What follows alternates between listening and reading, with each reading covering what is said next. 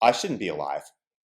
My grandparents' families were decimated, reduced down to but a few members by the Nazis, by the Germans during World War II.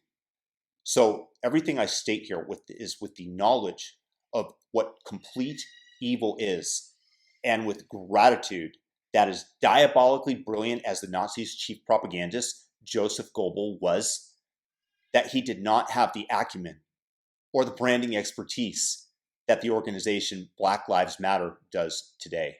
Imagine following World War I with a nation in turmoil, in disarray, with hyperinflation, needing wheelbarrows of cash to buy a piece of fruit, and a rising totalitarian menace in the form of Adolf Hitler and his evil cohorts.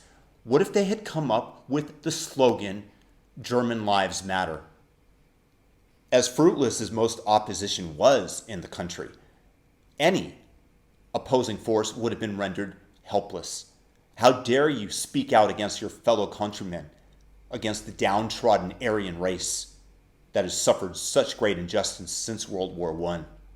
How dare you not stand up and repeat the statement, you hateful bigot? And the response would come back, have you not read the German Lives Matter literature? They are unapologetically German in their orientation.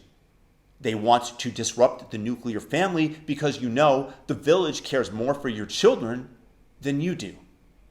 And they'll be easier to indoctrinate into the black shirts. Brown shirts. Also, down at the bottom of the page, okay, I grant, it used to say that they are in favor of the extermination of the dirty Jews, but now it just says that they're anti-Zionist, anti-Israel. Isn't that an acceptable position? And I'd question that because, it's 1935 and Israel hasn't been invented yet. And then you'd rightfully punch me to counter my own personal violence towards you. After all, words, we know, can be violent, and my disagreement definitely crosses the line. No, you idiot, you're misunderstanding them. These people are only in favor of German lives. You claim them to be a German Aryan supremacist organization? Are you against Germans' lives, you racist a-hole, you bigot? Imagine if Joseph Goebbels had created this propagandistic slogan, this brand, that you are damned from a public perspective if you come out against it. Refusing to say someone's life matters is like stating you're in favor of drop-kicking puppies. You're caught in a catch-22. Damned if you do support German lives because you recognize that they have some not so great things underneath the veneer that they want to do, and damned if you don't.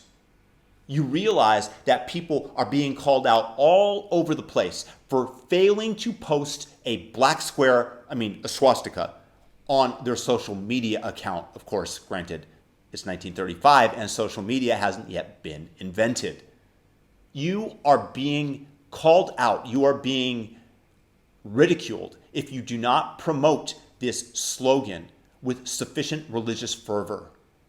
And if you have the temerity to stay quiet, remember, silence is violence as well. So yes, I am in favor of German lives. I'm in favor of everybody's life.